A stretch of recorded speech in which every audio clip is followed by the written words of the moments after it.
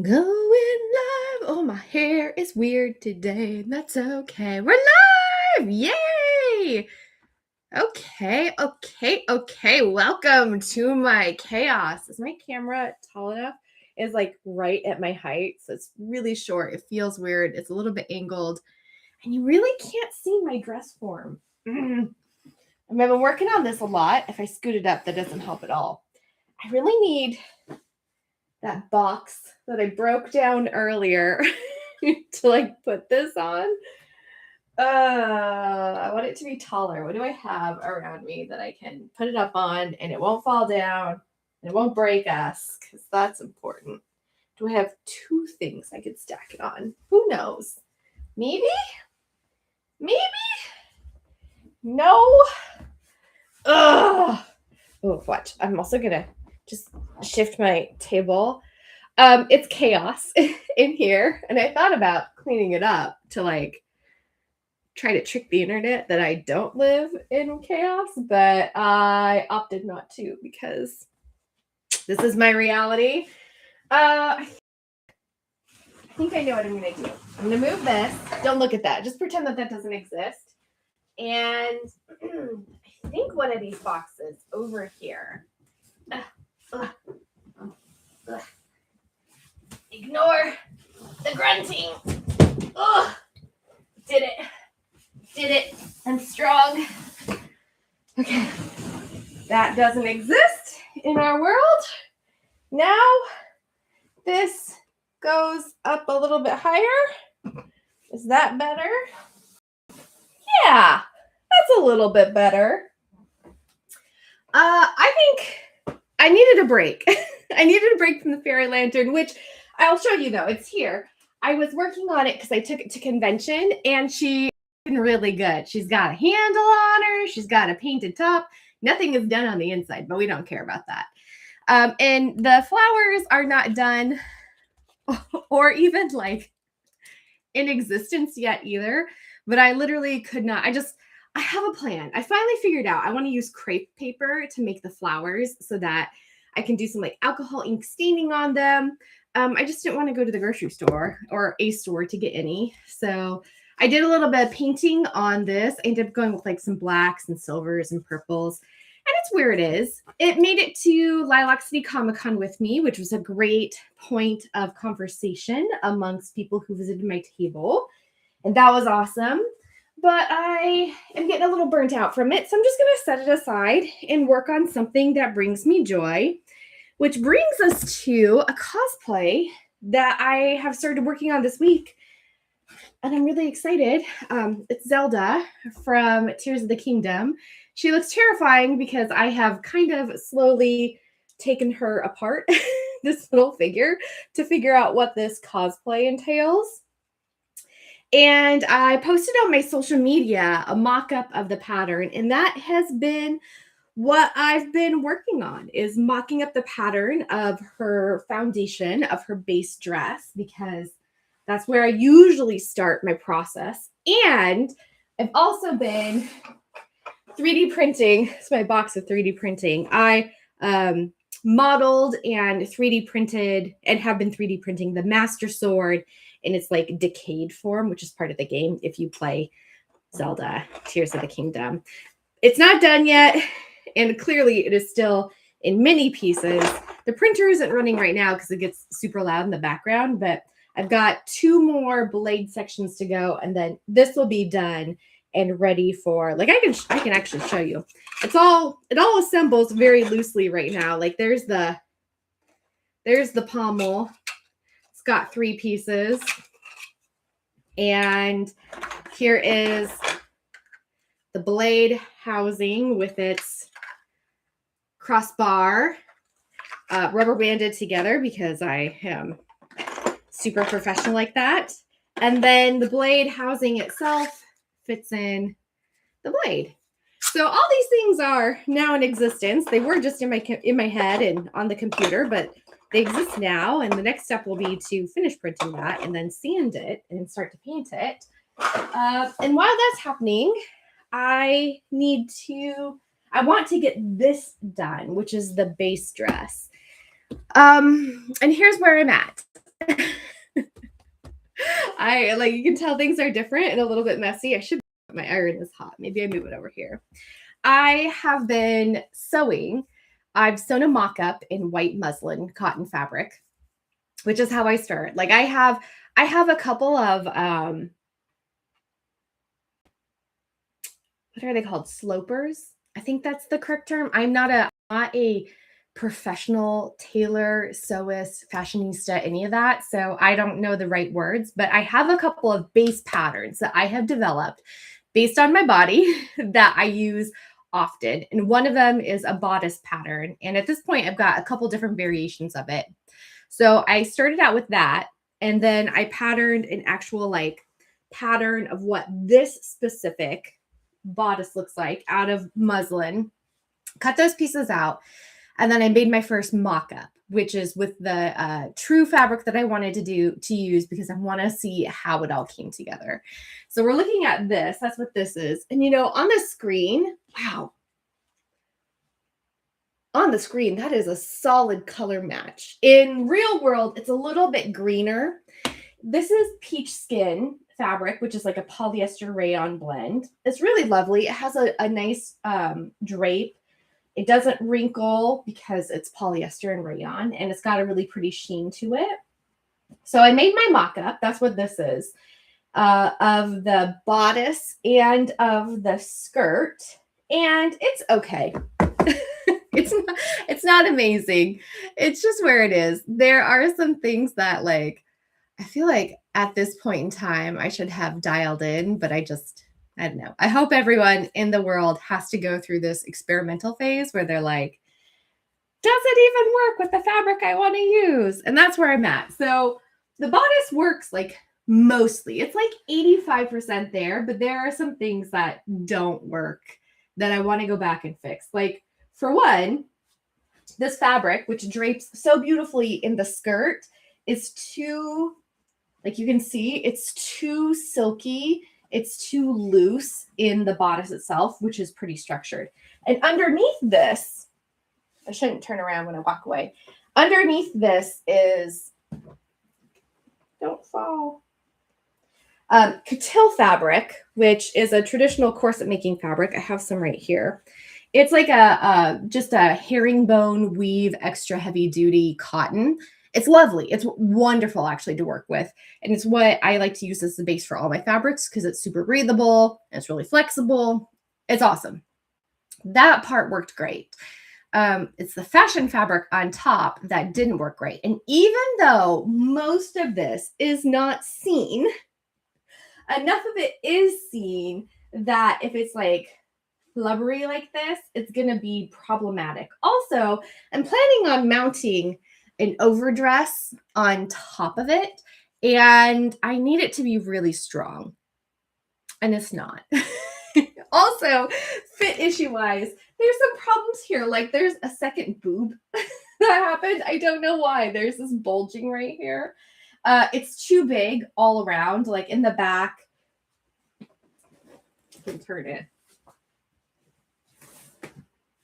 That gets to in the back, it's just pinned down. So in a like a well-fitted corset, and this mannequin, even though it's rigid, is pretty close to my size and proportions. It is like not as squishy as a human, so that can be problematic with this if I was making it too small. But I tend to size my bodices, my corsets to almost fit together seam to seam. But this is actually like overlapping. So I went a little bit overboard in my measuring. It's got a different kind of finish on the inside, which I was experimenting with, and I really like, but I need to adjust some of my stuff anyways. The side seam hits really well here. And I feel like this hits really good, but I would like, you see the side seam here. Not that this is a tailoring mannequin, but I do want to shift this over a little bit to the true center. And I think that in addition to this being too big right here, I think this princess seam needs to come in just like a 1/4 of an inch. And honestly, internet, I'm going to say this, I don't need that much boob pocket. I am not that curvy. So I need to take this down a little bit because I won't fill that out, and it will just end up being extra space that warps weird when this gets worn on body. I need to take this extra curve out. I need to shift this forward. So I made those adjustments on my pattern, and I've cut out the pieces for that because I want now to experiment with this fabric, but apply a really light interfacing to it in hopes that I can kind of stiffen it up so I don't get so many like soft wrinkles and draping, which in any other costume I would probably be on board with. But for this, because I need it to be really firm, it's not going to work. The other thing that I'm kind of working on and kind of stuck on that I wanted to kind of, I don't know, noodle away at while we're together is this skirt. I've learned through a lot of failure that making an underdress that's one solid piece is really tempting, but inevitably really like overly difficult. If it needed to be seen as one solid piece, I could do it. But since it doesn't, I can make this two pieces, a bodice and a skirt. And that way I can adjust them individually, and the weight of this piece doesn't end up sitting on the top part, which can pull it down. And since I already have plans to mount other structures to that foundational piece, I want to keep as much like pull pressure off of it.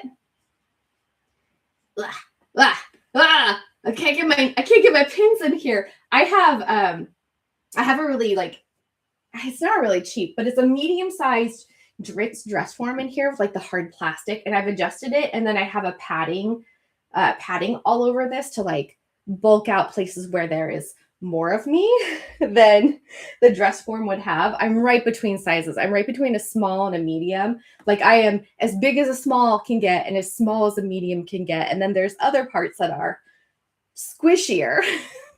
Oh, you didn't see that, Internet. I caught it. It's okay. Is anyone watching? Oh, thank God there's no one here. That's fine. I'm not even going to edit that out. No one's going to see it. Whew! Crisis averted. Okay, so the skirt, I love the way that this fabric drapes on it. And I think I'm on to something here. I like the shape of it. I've tried it on. It fits really well. The waistband is really comfortable. I don't know what this is. Well, I mean, like, I know what this is. It's a pleat, but it's a pleat that ends up taking this really weird shape because of where it sits on the body. And I'm really unhappy with, I decided to roll my hem here. And I wish I hadn't. And now that I have, if I undo it all, it's going to be kind of destroyed because of the nature of this fabric. It doesn't fray a lot, but it does fray a little bit because it's polyester and rayon. And that bums me out. So this waistband is just basted and pinned in place. I could take it all apart. I could take this out. I could undo all of this. I'm going to lose some fabric in the process, which means it might sit a little bit tighter at my waist. And I don't know that I want to do that. Well, if I take this out, I guess it wouldn't. That could accommodate that. There are 3 pleats on the front, and there are 2 pleats on the back. Ultimately, there's going to be a zipper right here, and that's how you like get it over your hips and wear it. But we're not there yet. We're not ready to put a zipper in. I kind of wish, though, there were 2 pleats on the front and 2 pleats on the back to get like maximum swishiness in the base. And I've been experimenting with different ways to finish all the edges. The nice thing about a rolled hem is it kind of gives you like a little bit of stretch, but also a little rigidity. So you get a little bit like a lettuce edge diet extra light, which is nice if you want something with a little bit of motion, a little bit of movement in it. But I just think that I don't know. It gets the job done. My rolled hems are not as tidy as they should be. And this isn't a competition piece or anything, but I do like to have a tidy edge finish. To me, that's a nice thing to know exists. So I was playing around. You're not going to fall again, are you? I was playing around with different edge finishes. Yeah, I am live. That's cool. I was playing around with different edge finishes, and this one is not a rolled. This one is not a rolled edge, but it is nice and tidy because I used horsehair braid in it. So you like, it's not technically how horsehair braid is meant to be used, but I just wanted to get a sense of like if I use a stiffening material, am I going to get a nice like, but how's the fabric going to react to that? And it reacts really well. It's always easier to sew a straight edge than it is to sew a curved edge, which is what that skirt is. I'm going to bring this up. I wonder if it's going to be able to focus on it. Like, do you see? But you can kind of see if I shift this around that where I pressed it, because of the braid in it, it creates kind of a shiny texture on the surface. It's a little bit of overheating and a little bit of melt. I could probably use a pressing cloth. I do like that it's rigid. I don't know that I can achieve that along a curved edge. So I tried another technique where I used a little bit of lightweight interfacing on the edge and then turned it and then pressed it and stitched it. I'll show you this one, which is kind of similar, except a little bit less.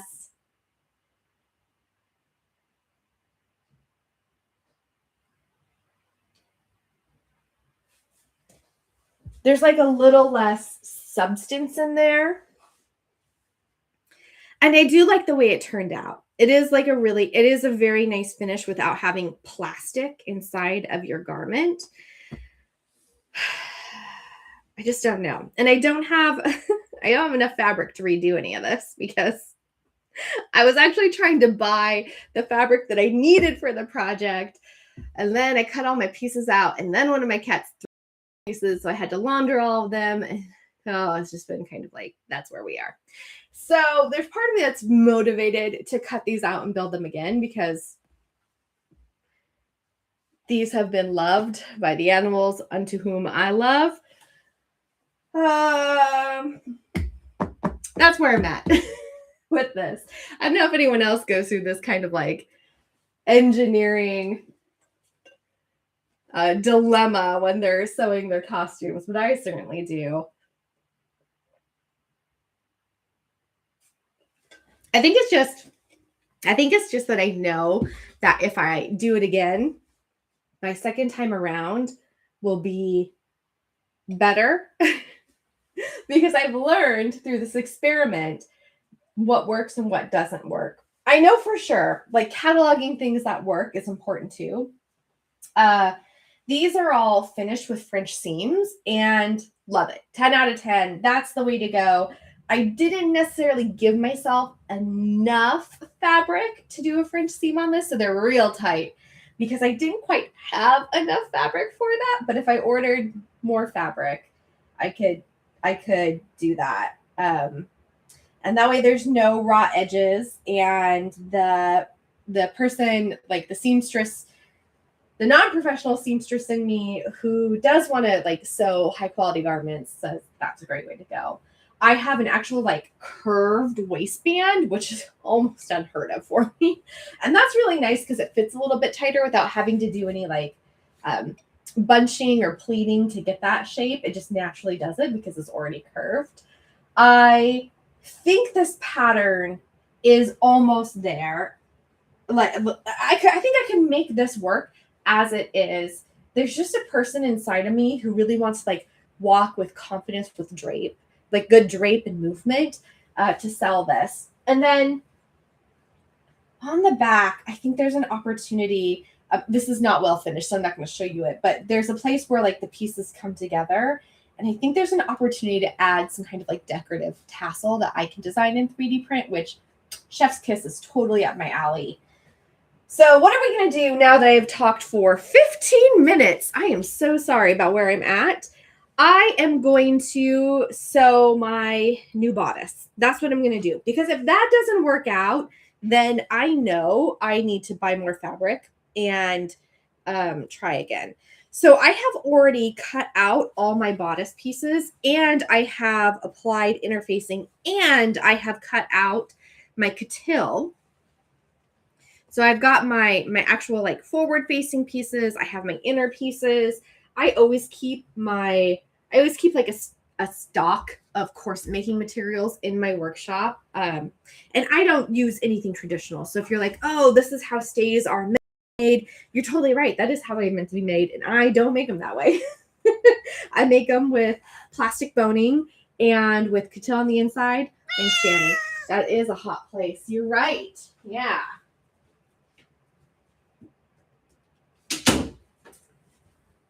Thought maybe she wouldn't, but she is so attracted to a hot iron. It is terrifying. Okay, so like this is my centerpiece, and I've cut it out of my fashion fabric. That's the green, and then I have applied a layer of interfacing onto the back of it with the intent of trying to get like a little bit thicker and a little less like. It's quite thin, quite drapey. It's really beautiful on. And I have no complaints about that for the skirt. That actually works really, really well. But for the bodice itself, it needs to be a little bit firmer. And honestly, very few people, no one's going to see it. It's not going to be really a seen piece in the costume. However, it is structurally important for other elements of the cosplay. Okay, now that you've seen this, I'm going to take it off the box of death that it nearly fell down from. So here's how I make my corsets, which is not historically accurate. And if you talk to anybody in fashion, they'll be like, I suspect they'll be just flabbergasted by this technique. So judge not. Okay, so I'm going to start with my back piece. And all I want to do is take my pieces out so that I know that they're here. I know they go like that. There's the coutil right there. I use black coutil, but there's white and beige, and it's wonderful. Wonderful fabric. Man, I even like... So I know this piece isn't going to be seen, but I had to cut all the way up to the selvage of the fabric. It's going to fold over. That's fine, but like... getting close than I usually cut it. And I'm going to take my next piece right here and right here. Okay, so I'm starting on the back of the bodice because no one looks there. So if I screw up, no one's going to see it. And do not come for me, internet. I don't even pin my pieces. I do turn up. I don't even change my tension. I'm not changing out my needle. I'm just going for it. And sometimes people have feelings about that. But I don't know what to tell you. This works for me. I line my pieces up. I use a 3/8 inch just to the edge of my presser foot seam allowance, and I just work the fabric as I go and take breaks to make sure it's lined up nice and flat and straight. Oh man, I can just hear I hear in my head my friends who are very, very good at sewing just having feelings about this. That's okay. I would invite you to have feelings about this. I pick and choose where I pin because I find pinning to be really tedious, like to the point that it becomes a barrier for me to complete projects. So the back stitches. And also, I like my needle to land in the fabric. I pull a little bit, stretch it out. I'm going to apply a little bit of heat to relax that. So I've got one piece sewn together.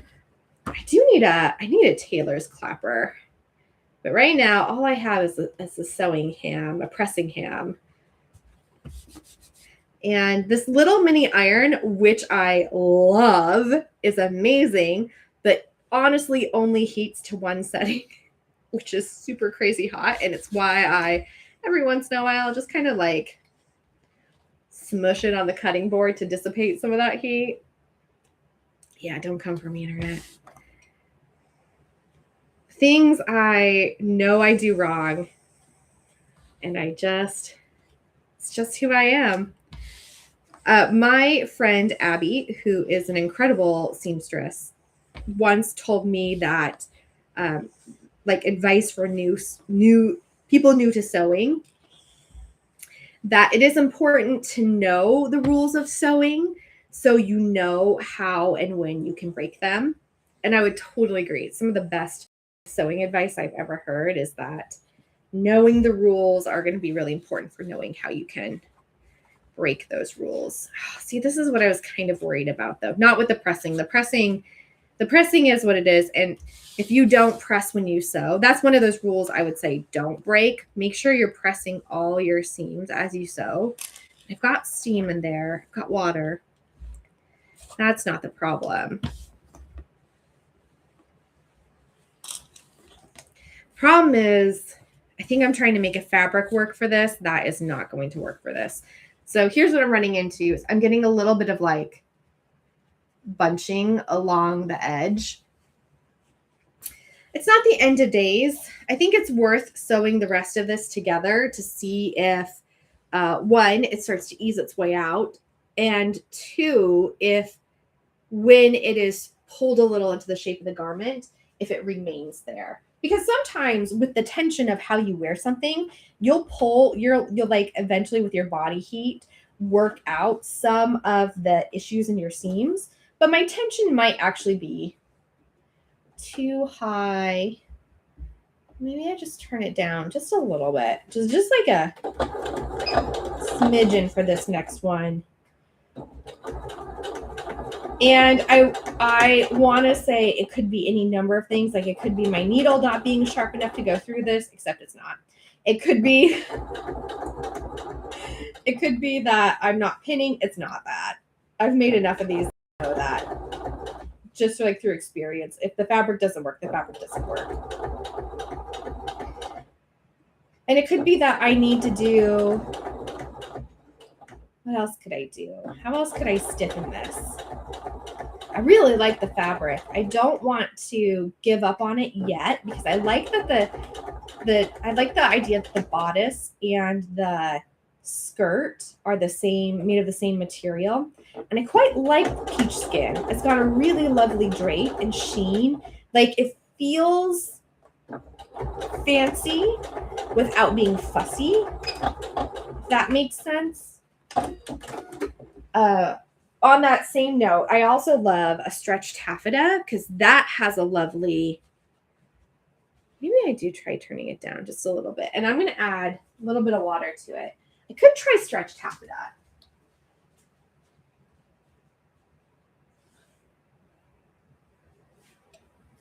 I often work with stretched taffeta and I source from the same place. I bought this fabric from Fabric Wholesale Direct. I love them. They're amazing. It's nothing special. I feel like I should add that. Like you're not going to find your true, genuine silks and brocades and specialty fabrics. But if you know what you want on a really solid base line of fabric and colorways that are really adaptable and have a lot of variety, you cannot go wrong. And the price point is great too. So I know I often source from them the stretched taffeta. And that's where I sourced this peach skin from. I could try Georgette. That one does feel a little bit fussy to me. But I don't think it'd be any fussier than what I'm currently working with. The stretch taffeta is nice because it's really strong. It does have a really pretty sheen. So if this doesn't work, but I like this one because it kind of like something special, but also something homespun, you know, like, and I imagine Princess Zelda in my head in the story. Well, she is royalty. She is a princess. She is going to be wearing something nice, but it's going to be like nice from what they can achieve with the technology that they have, the textile technology that they have. I like the slub in this peach skin. Okay, we're going to keep going and we'll just see. That's what we have to do. We have to experiment. If it doesn't work, it doesn't work. So now that I've got these two, like, imagine the back panels, and I just keep them like this since I don't pin and I don't track what I do. I just keep them like this, and then I go to my next piece. I know how it sits. My registration marks too, like this isn't just in my mind's eye. I have registration marks on my pattern, so I know what edges go together. And what I'm doing is just tracking where my right sides fit together, which is a lot easier when you have interfacing on one side. Before, when it was just the fabric, that was a little bit trickier. And peach skin is super forgiving because it doesn't seem to really have a right or a wrong side.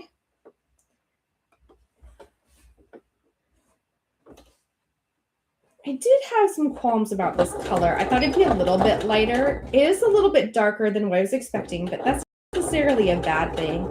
I have such a alabaster complexion, transparent, ghostly complexion, that dark colors do look really complementary against my skin tone. So going darker in the color isn't necessarily a bad thing in the colorway. If I go lighter, especially with green, sometimes it can make me look a little like ghoulish. Just not awesome. Not my favorite. Not my favorite flavor. That's why I wear a lot of black. The back stitches. There's one. Let's do the other, and then we'll press them open.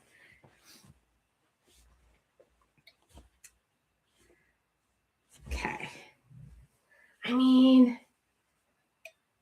what's my loss if I decide that this isn't the way to go? Not much, honestly.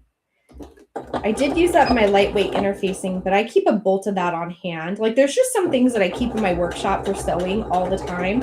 I always keep a bolt of lightweight interfacing, a bolt of cotton muslin for patterning.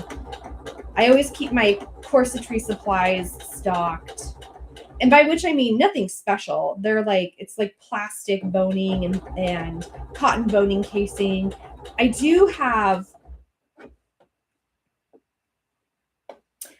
some steel boning, which I do use in every corset. I use it on the back panel, and I have, I don't even use special grommets. I just use the grommets that self-attach, because I have genuinely never had anyone ask me, like, if I'm using effective grommeting techniques in my cosplays.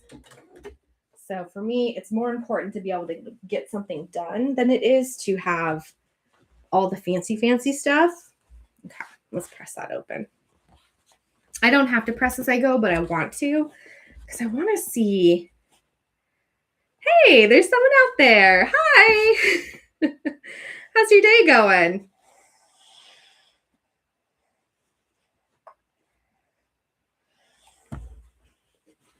And press these open just to get a better sense of what the shape looks like.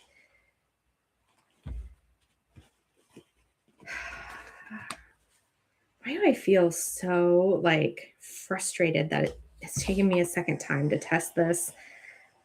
See, most of the time I usually have to make a mock-up. Like, I make my muslin pattern, I make a mock-up of the pattern, and then I'll make the actual thing. And I've posted about that on my social media too. Like, that's not a super secret thing that I do. I just guess I thought at this moment, like, oh, bye, moment in my life, that I would have, I don't know, I'd be able to just do it, you know? But I don't think anyone can when you're patterning from scratch. Oh, that's the trick. I need to be pressing like that. That fixed my problem. That fixed my my ripples, my micro ripples in the fabric, which can happen if you put on interfacing. Let's see. Yeah, that's a lot nicer. I'm going to go back and see if I can't kind of coax the ripples out of the seam.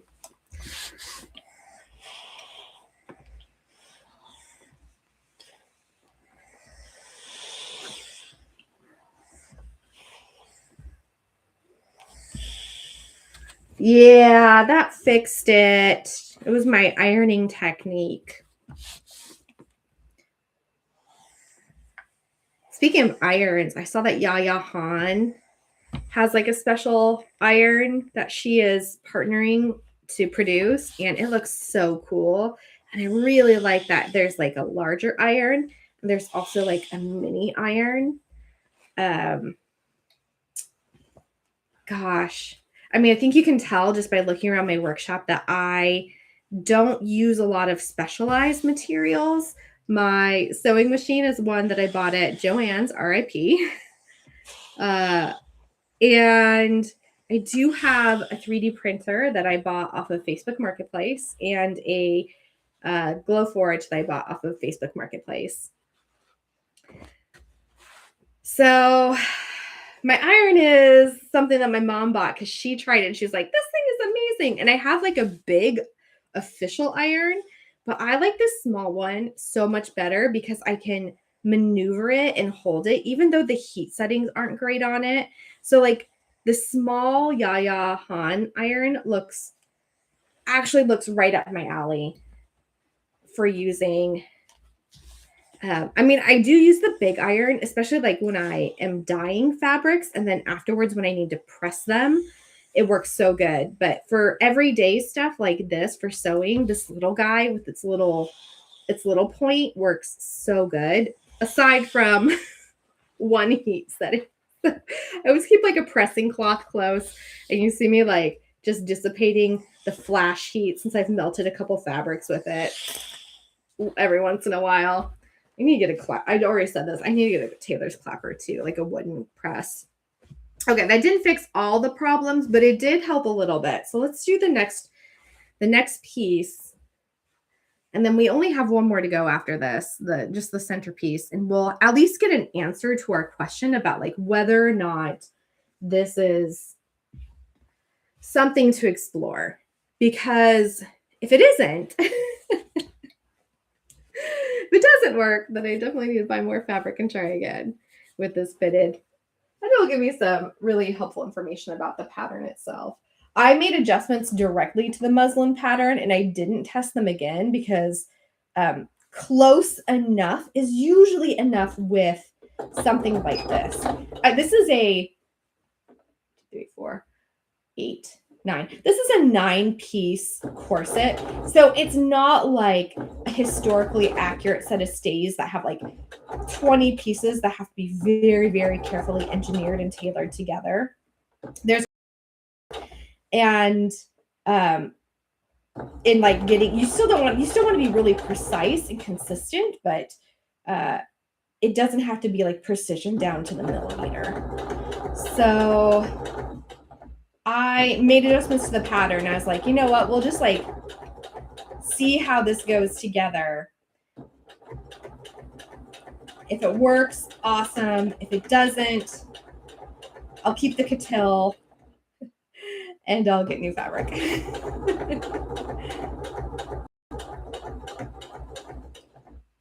I am just keeping these.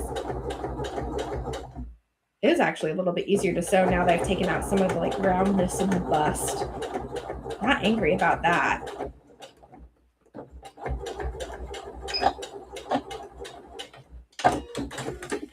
There's another one. Okay. That's like half. It's more than half. We'll do the last one. Or this one on this side. Right sides together. I remember when I was making my Red Queen cosplay, it was from a Wasteland Alice original artwork done by SKS Props. which is where this pattern almost originates from. I've since like updated it and made changes based on what I've learned about basic corset making, cheater corset making. But with that one, I made that pattern. I made 5 of them before I felt like I got it right, because I was learning how to, I had cups in it, which makes things more difficult when you make the cups separate and you have to attach it. But also I was using steel boning, and I wasn't using, like originally I wasn't using Coutil, and then I learned that that is a non-negotiable, almost a non-negotiable in corsetry. You can also use a really heavy weight, like cotton twill will work.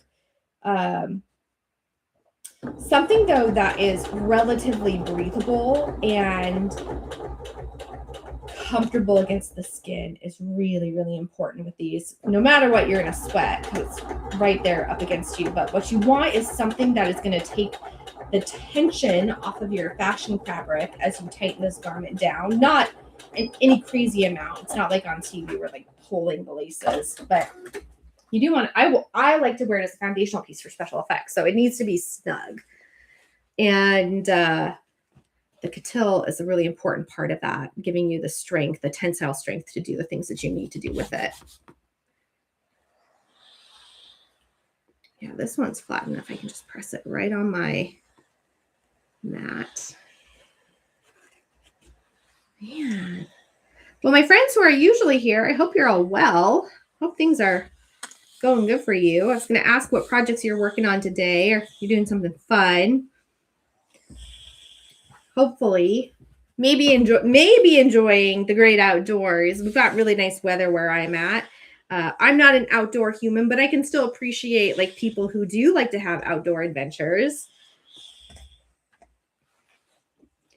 And if you have watched any of the other, or like come and hung out in any of the other live streams, the fairy lantern that I showed you earlier, I have plans this afternoon to actually go and work on the pattern of that to simplify it and shrink it down a little bit and make that available for free. So that's kind of exciting coming up. I've also been in the background, which is what this secret thing on the side that we're pretending doesn't exist, this like PVC pipe monster over here. I have been working on season 2 for my YouTube channel. I launched it. I've completed the first 2 videos, and it's like, today is my Thursday. It's Sunday, but it's my Thursday. Tomorrow is my Friday. Monday's my Friday. So starting on Thursday next week, I start filming episode 3. I am not sure when I'm going to release them, but it won't be like, I feel like January is too far away. I'm aiming for this fall to start releasing them. So far, my production has like gone a little bit faster, which is really exciting. It was like a 7 to 8 week production for each video, and I'm down to 4 weeks. And I'm really happy about that. But I did take a little break because I went to Lilac City Comic Con, which was so much fun. It was so fun. I went there with my niece and nephew, and I was one of their guests, and I got to judge and have a table, and such a great experience. And then as soon as I got back, I was like, okay, I'm ready to get going. And then I lost my voice, which you can still hear is kind of hoarse. Probably from all the like chatter, which who's this girl? She doesn't chatter. So I was like, okay, technically the getting ready for the convention and doing all that was quite a bit of like, that was a whole work week thing and pretty stressful. So I decided to take a little break. I decided I earned a week off, and that's why I've been working on something really fun and joyful. Not that that wasn't fun and joyful, but different kind. This is the centerpiece for the corset. And normally, I'm going to be honest, normally I sew a center seam, but because there is, well, I didn't include it this time, but now that I say it out loud, I certainly could have. I mean, I still put a piece of boning on the other one, on the Coutil in the center, because I need that support. Why didn't I do it on this one? Is it just for fashion? I don't know. In my mind, when I was making the pattern, that made sense. But now that I'm thinking about it out loud, I certainly could have. Oh well. Here's hoping that I'll look a little bit more seamless. There's a tabard that Zelda wears in front of her body. And so I am banking on that to hide some, to just have to do a little bit less of my fine finishing work in front, because I'll have a piece to hide any of my regrets. Not that I really have regrets sewing these. I think any finished garment is a huge accomplishment, and therefore ground for celebration, because sewing is hard. And I really appreciate Adam Savage's post a couple weeks back saying that sewing is a gateway into making. He is absolutely right. It's totally how I got started in making. I got my first sewing machine when I was 12. My mom bought it for me.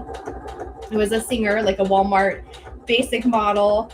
And I loved on that thing up to about 10 years ago, when it literally lost the will to live. And I remember our first project was sewing matching vests that we could wear together. I stupidly did not hold on to that vest. And man, I wish I did, because I would wear that thing everywhere.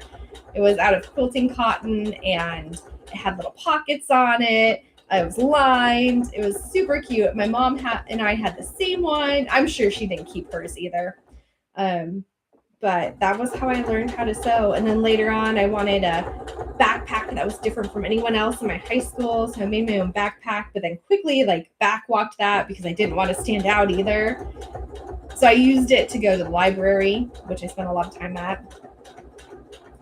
And then I just kept at it until I got to my first cosplay. My sewing skills, I think, really took off, was being able to start to make cosplay elements.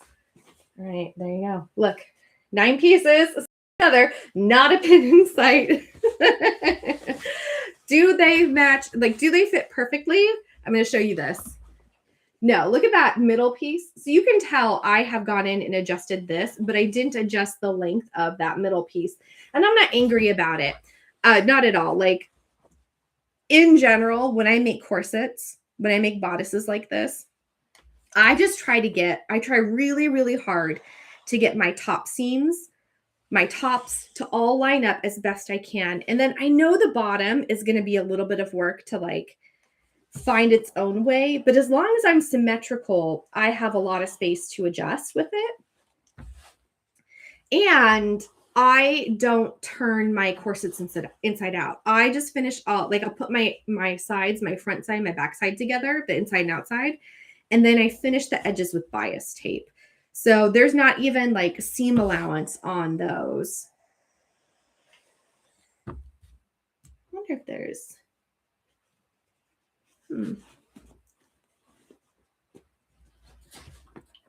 So I'm low-key wondering. I see every once in a while someone pops in and then it pops out, and I'm wondering if there's an issue on my end. If only. What presumption on my part. Although, would it be weird if I texted my mom, was hey, can you pop on my stream and just make sure it's working? Sometimes I do that. It's important to me that this technology works. I hope it's not a technology barrier. I mean, I got a thumbs up. That's probably my partner being super supportive and wonderful.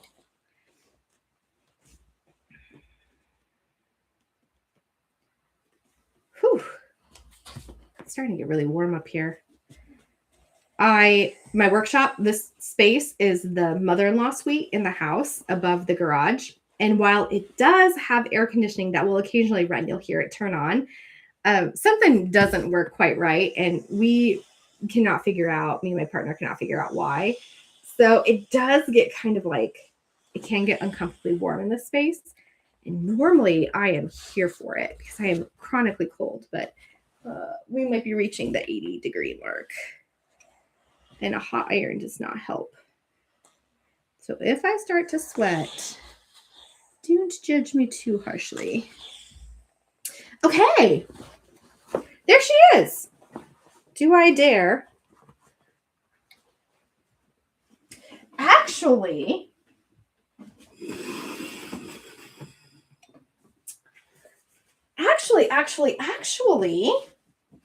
okay, good. Some things are, I need to lower it down a little bit. There we go to the actual bust line. You know, the other challenge I really have with dress forms is that they are proportionally quite a bit different from me. Even patting them out, like torsos are a little bit longer. I have a pretty short torso, and so they're hard to get to fit. And you can see I have a new dress form back here. I'm really excited about. I just haven't transferred the padding to that one.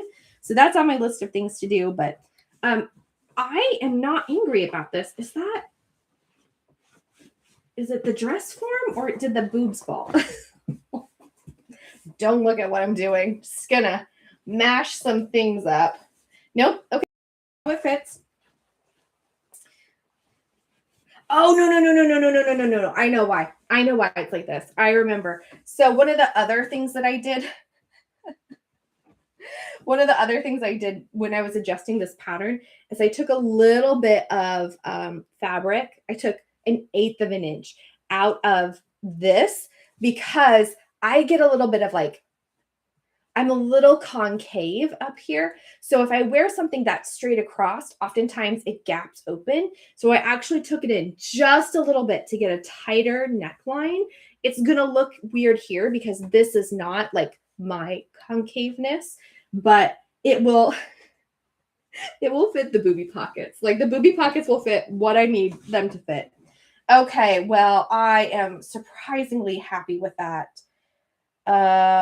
Shoot. Well, gosh darn it. What does that mean for the skirt? Does that mean I take the skirt apart and try again or order more fabric? I feel like this succeeded more than I thought it would.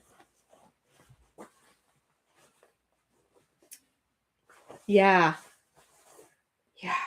I mean, this garment has a lot of work to do. So it needs to be tough. It needs to be like, let's think it through for a second, because this garment needs to, one, hold everything in and help me get some shape. Since I am kind of rectangular, my waist is a little bit higher than my waist is like up here. This is the narrowest part of my body. And then my strength is down in my legs. So I want this to shape me, but also it needs to hold the overdress and the tabard, both of which, while very lightweight in fabric, will have a lot of stuff on it. So I think this is going to work great. And it needs to create a smooth base for everything to layer on top of it. Does that make sense? That hand gesture? Okay, so now that we've done that, I guess, and I like it, I'm going to move on to doing the exact same thing with my coutil fabric. Like, seriously, same process. I'm going to switch out my thread, though. I was using green to match the fashion fabric, but I'll use black. A stronger black poly cotton for the coutil because, again, like it needs to be tough. And whereas I will, for fashion fabrics, I will make my stitch length a little bit longer. So it's set at a 3, but I'll turn it back down to its 2.5 for the coutil because that tighter weave can handle it. And I want a stronger stitch since that's going to take the tensile strength of the garment. That's going to be the strongest part of the garment. I'm going to take a sip of water. All right, there she is. She's in. Okay.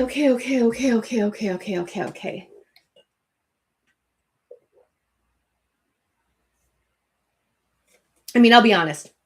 This skirt was not like hard to sew. I sewed it in 2.5 hours, all of it. So time commitment wise, it's not enormous, but it's not insignificant either because I have to order fabric, wait for it to arrive. Hello, person who joined me. Thanks for stopping by. We are doing some sewing today in the workshop. What are you up to?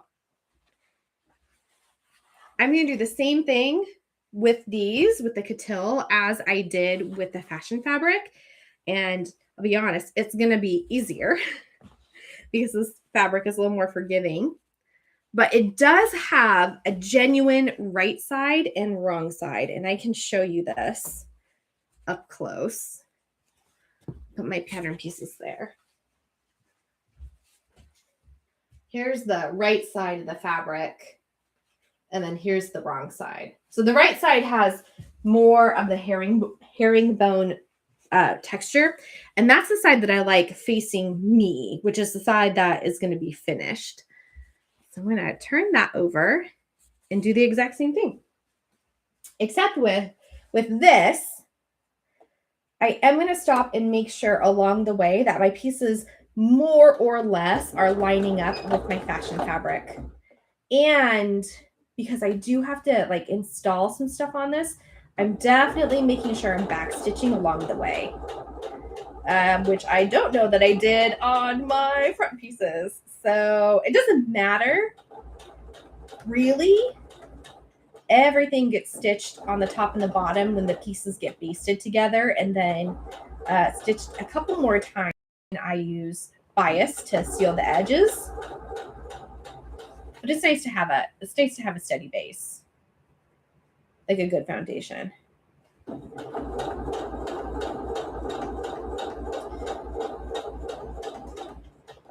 You might notice that as I do this, like I spend a lot of time just making sure my fabric is lined up, and I use my needle not to pull, but as a tool to help me keep those pieces edge to edge.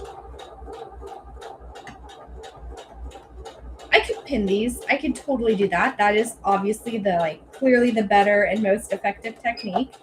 But I did hear once a master tailor speaking about using your fingers to help guide your fabric as like a type of freeform sew. And clearly that resonated with me. So I am going to keep doing that.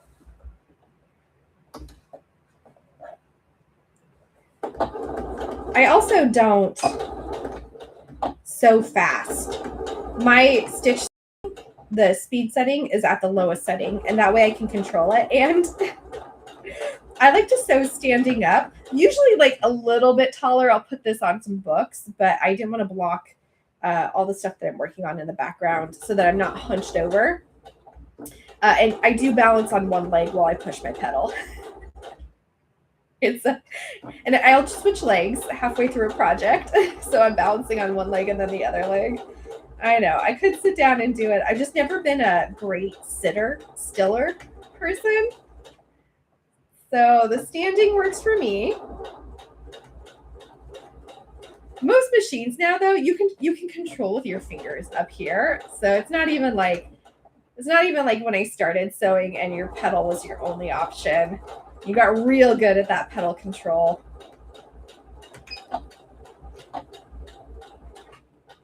All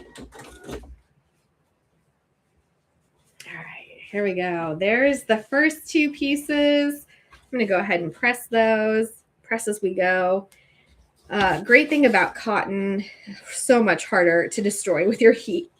Just better to have high heat and lots of steam. And Coutil presses so nice. I mean, like, look at that. That's a lovely press seam.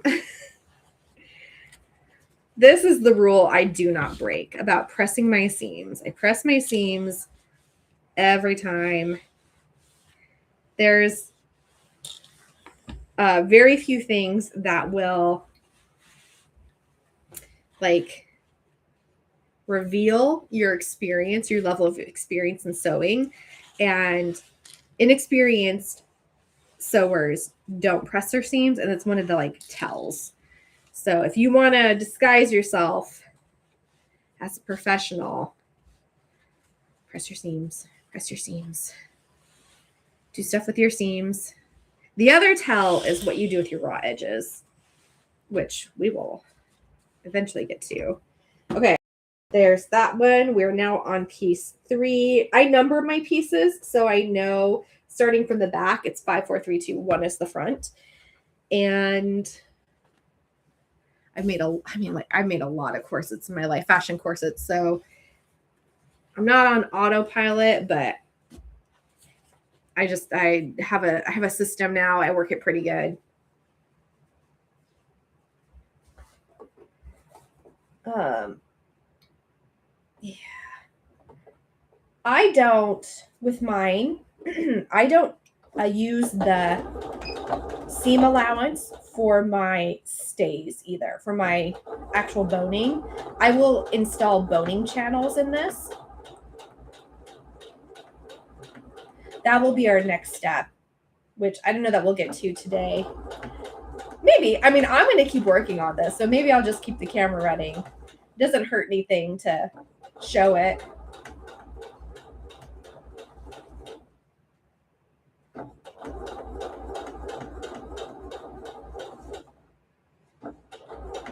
Here we go.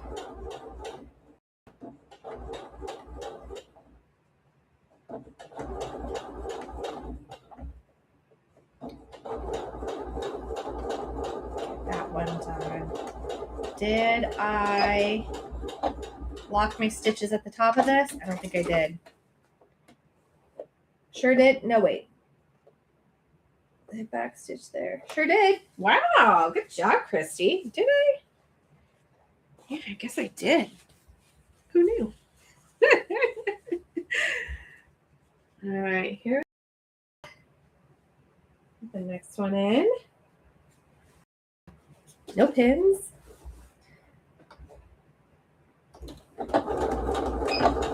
Back stitch it. And then just take our time.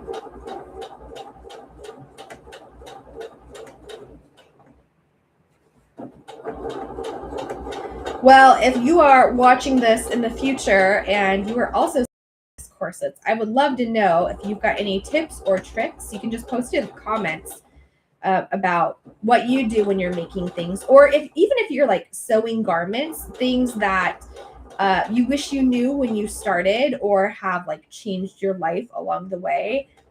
I collect those. I collect those ideas and use them. Like, I have another seamstress friend and we very much disagree about this, but I assemble my tops when they're sleeves. I sew my sleeve top in and then I'll sew this to connect it all. Or then also, all the way to the cuff. And he cannot, to his credit, he's totally right. That's not how you should install your sleeves. It is easier, but you don't have to like work with an armhole and ease stitching the piece in. And when I realized you can sew sleeves in without an armhole, I was like, sign me up. Life changing. It does kind of change the nature of the garment you're making. And if you're going for something with like a professional level of tailoring, you're not going to achieve it. But if you need something that just works effectively, that will totally get the job done. So if you have some sewing tips or tricks, leave it in the comments. Love to hear it. Prop making too. I'd love to know.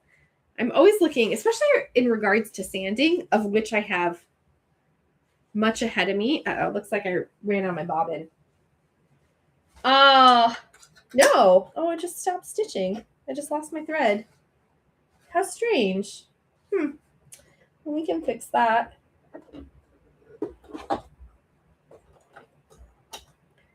That is something I've noticed with this machine, which I love. And I have gifted one to both my mom and my brother because it is really intuitive. But if you use the stitch cutter pretty regularly, which I didn't when I started, and I've done more so now, sometimes the thread just gets dropped or it doesn't pick up right away. So I can see that I'm stitching along the top of the seam. So it just didn't start and I didn't notice it until we got down to the bottom.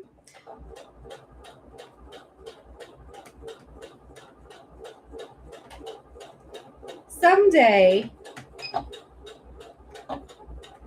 pie in the sky, I would love to get sponsored by a sewing machine company and try out like a really nice sewing machine. Although maybe I'm not the candidate for that, since I am not kind. I use the stuff that I have. Like, I'm not precious with my tools. I've burned through a couple rotary tools already. Dremel, if you ever want to sponsor me, totally game for that. But I would love to try using like a really high-end sewing machine. I don't know that I have the skill set for it, to be honest, as I think out loud. In that, I don't know, this kind of like do what you can with what you have mentality is really important to me. So I do try very hard to do what I can with what I have. All right, there we go. Now on to piece number 2. And then we'll have one more after this. And then that will be done too.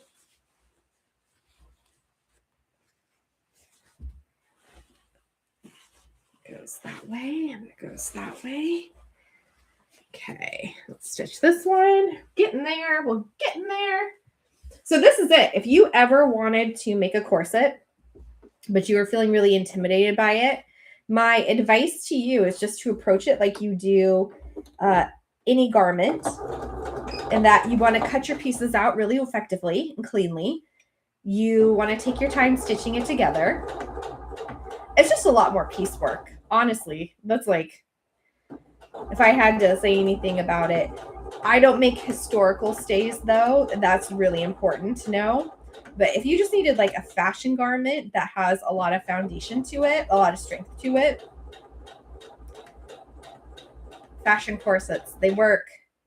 I wouldn't call it a fashion corset. I'd call it a utility corset. And that while I want it to be pretty outside, it has a point and purpose for wearing. And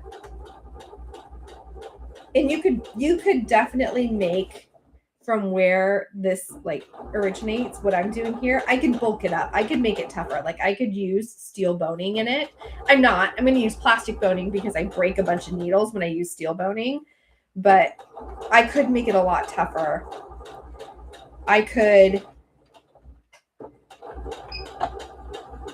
That tail got a little messy. I was focusing on trying to keep it a little unmessy.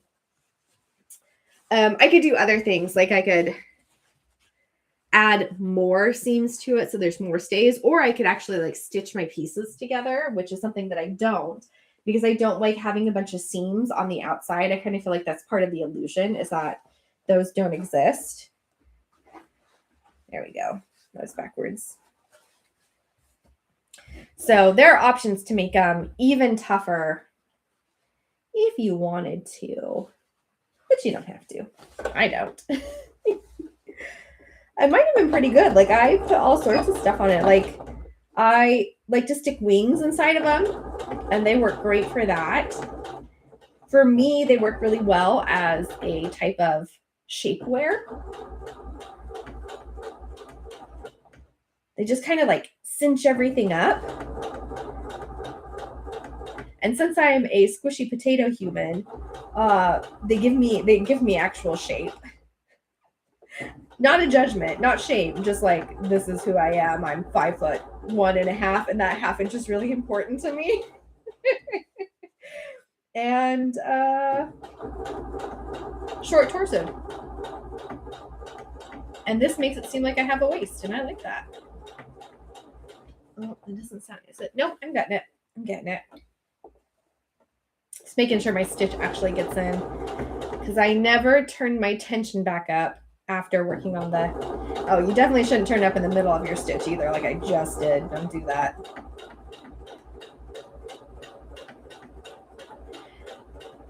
And I should maybe explain that I am a lot less worried about proper etiquette with what I'm doing right here with this particular stitch, because I know I'm going to put 2 more on the side of it that are going to strengthen it. So a little bit more give there. I can play around with it, or I can be a little less like thoughtful, careful, detail oriented. All those things you should do. Flatten that one out. Yeah, get that nice and pressed.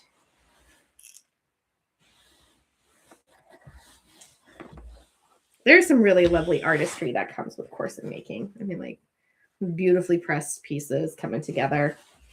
I dig it.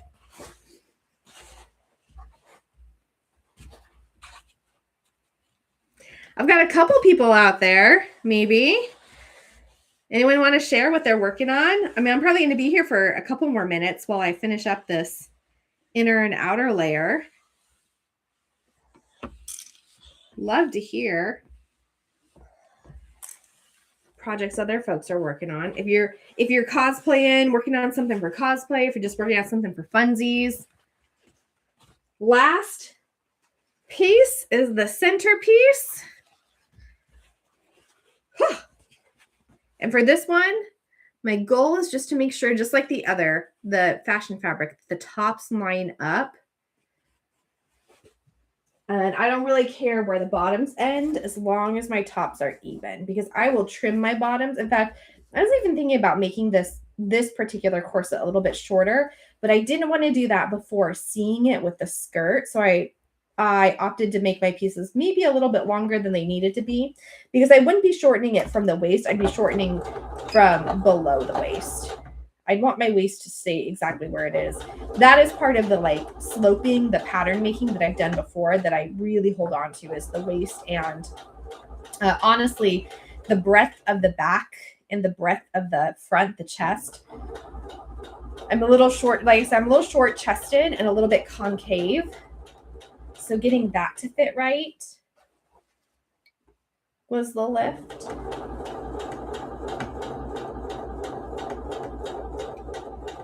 But again, not historical stays.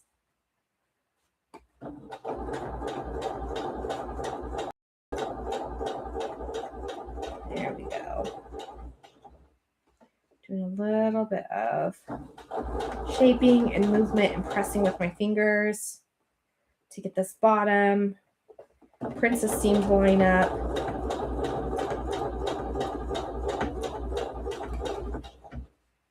There, yeah. Okay, yep, it's doing okay.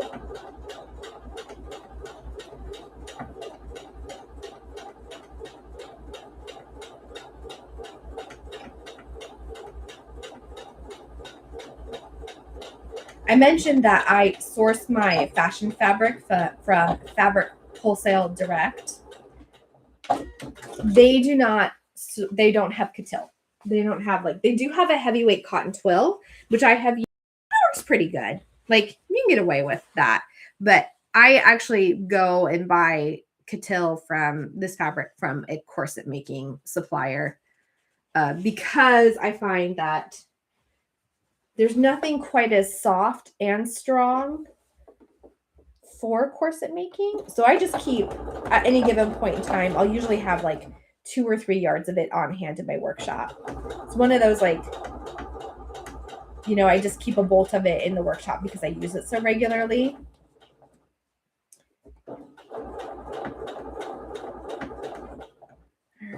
Last piece. Lining up the curve of it. I guess you saw with the fashion fabric. So there's a slight curve in the front for the bust to accommodate some extra jiggly bits. I don't clip my curves though. Not for this, because that will weaken the fabric. And fortunately, coutil, being 100% cotton, actually has a little bit of give along a curve. It's got a little bit of 4-way stretch, not a lot, but enough, so that if you press it and steam it and then you find a way to stitch it in place, which is what I'm going to do next, it will hold a curve just fine. But also for me, for my particular pattern and shape, I don't need a lot of curvature. In fact, I usually opt for a little bit less, a little more smushing and a little less highlighting assets because of the special effects work that I do with my garments. There we go. So if you want to put things on display with your corsetry, you might need to think about how you want to prep your curvy pieces, like clipping curves and whatnot. Press that seam. So much easier to press in the fashion fabric.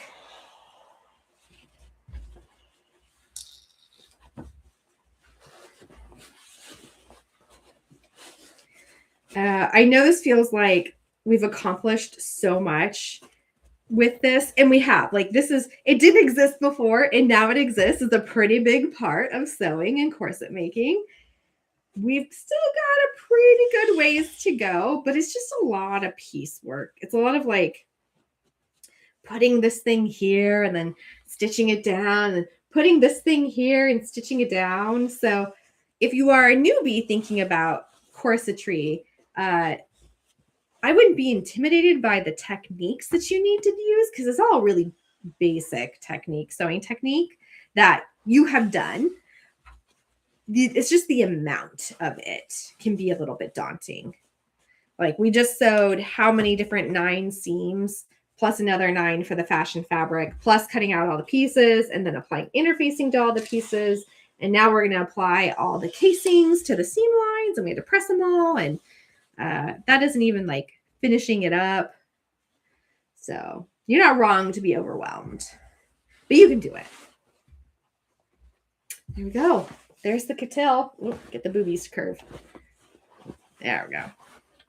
So there is my cotil lining, and it actually faces, so the right side faces the body, and then the seam side is what faces the wrong side of the fashion fabric. And what I'm going to do right now, just real quick, I'm just going to check to make sure they fit together, which I should have been doing along the way, but instead I was being chatty. Oh my God, it's just like school all over again. Yeah, that works. I do this a lot. Most of the time it works pretty good. Yeah, we got a pretty good match. I start from the center, just making sure that my press seams line up. And then I just kind of like finger check along the way. Good enough. We can make that work, because no one's going to be looking from the front side to the inside, the front side to the inside to make sure it's an exact match. They're going to be like, does this thing do the thing that you want it to do? Are there raw edges exposed? Well, shoot. That turned out better than I thought it would. This fashion fabric with the interfacing, I thought after we sewed those first couple of stitches, we were doomed. Like, it was not going to work out. I do wonder if I took out maybe a little bit too much up here, but I won't know for sure until I try it on. And honestly, I mean, think about this rationally, Christy. Have you ever complained about having extra boobie coverage? I don't think I ever have. I'm not a like put them out on display type person. I'm a secure them, make sure they don't disrupt people and families and children type person. So I don't think I'm upset that it's going to be a little bit tighter here. I think I have to trust the process. And remember, like with this one, with this yellow cosplay, this bodice, I did have gaping, and I did have to go in and like tighten it down because of my shapeage. So keep that in mind. Okay. I'm going to keep my pattern intact and not lose it. So I'm going to set it off over to the side. My next steps on this are going to be to actually start to measure out my casing and then my boning for this. But we are at 2:15. So I will probably call it a day, since it's been about an hour and a half. Thank you everyone who stopped in to join and to hang out. And I hope you are doing something joyful in the background for yourselves and your health. I know that this is a great place for me, so I keep doing this. I keep coming back every other week, except for last week. I was at Lilac City Comic-Con, which you could have come and seen me in person. So 2 weeks from now, I'll be back, maybe working on the same thing, maybe not. Anyways, I appreciate your faces. I appreciate your voices. I appreciate your time. Thanks for chilling today, and I will see you next time.